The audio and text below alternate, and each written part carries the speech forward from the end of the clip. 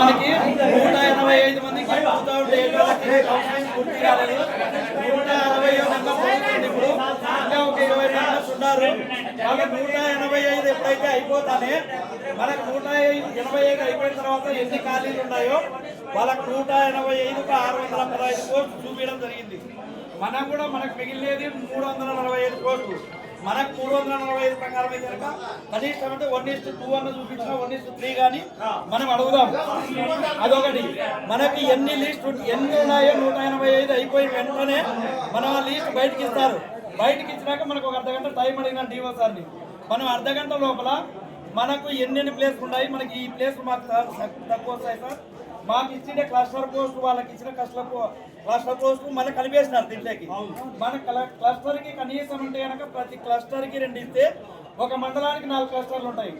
4 క్లస్టర్లు ఉన్నప్పుడు ఒక మండలానికి వచ్చేసి 8 పోస్టులు వస్తాయి. మనం అది డిమాండ్ చేద్దాం. డిమాండ్ చేస్తే కనీసం అంటే 8 అంటే 4 ఇచ్చినా కూడా మనకు అంత కొంత న్యాయం జరుగుతుంది. దీనికోసం మన సింగిల్ స్కూల్ టీచర్స్ కూడా అడుగుదాం. ప్లస్ దీంట్లో మనం 50% అడగడం జరిగింది, కానీ అది ఎప్పటికీ అమలు చేయరు. వాళ్ళు 2008 కంటే మనం పెద్దోళ్ళం, వయసులో పెద్దోళ్ళమైనా కూడా వాళ్ళు ముందు జాయిన్ అయినారు కాబట్టి ఇంతకుముందు ఉండే కమిషనర్కి లెటర్ ఇచ్చినాం, ఇప్పుడుండే కమిషనర్ గారు అడుగుతున్నాము. సుబ్బారెడ్డి సార్ ఎవరిని అడిగినా కూడా వాళ్ళు ముందు కదా జరిగేది. మీకు వయసు రీత్యా మీరు పెద్దోళ్ళు కావచ్చు, కానీ వాళ్ళే మీకంటే ముందు జాయిన్ అయినారు, వాళ్ళ ప్రకారమే వస్తుంది. మనం ఎట్లయితే కనుక ఫస్ట్ మనకు అపాయింట్మెంట్ ఎంత 1 నుంచి 536 పోస్టులు ఇచ్చినారు. ఫస్ట్లో మనం 489 మంది జాయిన్ అయినాం. ఈరోజు మనకేమవుతుంది 530 పోస్టులు ఈరోజు ఇస్తే మన నెంబర్ ఆ రోజు 536కి ఎంత ఉందో అంతకంటే వీళ్ళు 190 మంది మనకు ముందు వచ్చేసినారు అనమాట. మనకు మన వాళ్ళు అంత పోయినా కూడా మనం ముందుకు రాలేని పరిస్థితి అయింది. ఫస్ట్ ర్యాంక్ ఉండే వాళ్ళది కూడా 191 అవుతుంది. కాబట్టి మనకి ఎప్పటికీ అన్యాయం జరుగుతూనే ఉంటుంది. ఇప్పుడు ఈరోజు జరిగిన కౌన్సిలింగ్లో మనకు దగ్గర ప్లేస్ వచ్చినా మళ్ళీ మనల్ని ఒక చోట వాళ్ళు ఉండీరు. మనం కౌన్సిలింగ్ ఎప్పుడు అడగడం లేదు. మనం ఏమడుగుతున్నామంటే మనకి ఇదో 27 జీవో ఒకటి ఉంది. మనం ఈ జీవో ప్రకారమే మనల్ని ట్రాన్స్ఫర్ చేయమని మనం అడుగుతున్నాము. నియర్ రెసిడెన్స్ అని 2023లో ఇది ఉంది. దీని ప్రకారమే మనం అడగడం జరిగింది. ఎప్పుడు కానీ మనకి ఇప్పుడు ఉండే ప్లేస్లు ఆ రోజు మన కమిషనర్ ఆఫీస్లో కమిషనర్ గారికి కానీ తర్వాత వచ్చేసి సుబ్బారెడ్డి సార్ కానీ లెటర్ ఇచ్చినప్పుడు మీ కౌన్సిలింగ్ ఉండదు, 2027 వరకు పునర్విభజన జరుగుతుంది కాబట్టి మీ కౌన్సిలింగ్ జరపము అంటే మనం ఏం చేసినాము, వచ్చి మనం అంతా సెటిల్ అయిపోయినాం. వెహికల్స్ మాట్లాడుకునే వాళ్ళు వెహికల్లో పోయినారు, అక్కడ ఫ్యామిలీలు ఉండేవాళ్ళు ఫ్యామిలీలు సెట్ చేసుకున్నారు. తర్వాత ఎమ్మెల్సీలు ఏం చేసినారు, ఎమ్మెల్సీలు పోయి కమిషనర్ గారిని అడిగి ఎంటీఎస్ వాళ్ళకి మాత్రమే కౌన్సిలింగ్ జరపండి, వర్క్ అడ్జస్ట్మెంట్ చేస్తామంటే వర్క్ అడ్జస్ట్మెంట్ చేస్తే మనకేం లాభం లేదు సార్ అని అందరికీ తెలుసు. వర్క్ అడ్జస్ట్మెంట్ ఆ మండలాల్లో చేస్తారు.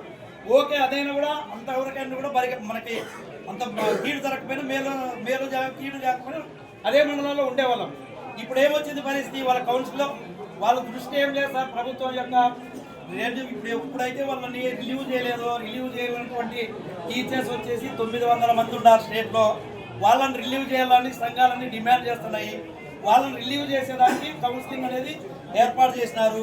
దాంతోపాటు క్లస్టర్ పోస్ట్ అన్ని తీసేసి క్లస్టర్లో పనిచేసే వాళ్ళందరినీ స్కూల్లో పంపించాలి. వీళ్ళని ఎట్లా పంపించాక వీళ్ళు మాట వింటారు. మనకి ఇప్పుడు ఏం చేసినారు, ఆ రిలీవ్ కానటువంటి పోస్టులో ఉండే వాళ్ళు రిలీవ్ చేసేసి మనకు ఆ ఖాళీలు చూపిస్తున్నారు. మనం పోయినసారి కౌన్సిలింగ్ జరిగినప్పుడు 594 మంది కౌన్సిలింగ్ మనకు జరిగేది 2008 మనకి. ఈ 594 జరిగితే 594 పోస్టుల్లో ఈరోజు 615 చూపిస్తున్నారంటే ఎన్ని పోస్టులు మనకు ఎక్సెస్ చూపిస్తున్నారు, 21 పోస్టులు చూపిస్తున్నారు. 21 పోస్టులు మీరు ఎక్కువ చూపిస్తున్నారు సార్. నేను పొద్దున్న టీవీ సార్ అడిగితే లేదు, మీరు ఉండేది 516 మంది ఉన్నారు, మేము చూపిస్తాను 615 చూపిస్తున్నాము, దాదాపు 100 పోస్టులు ఎక్కువ చూపిస్తున్నాము. ఎట్లా 100 పోస్టులు లేదు సార్ అంటే సార్ లేదు, మేము ఇప్పుడు 515 కదా మీరు ఉండేది, మేము 100 పోస్టులు ఎక్కువ చూపిస్తున్నాము, పోస్టులు మిగులుతాయి అంటారు.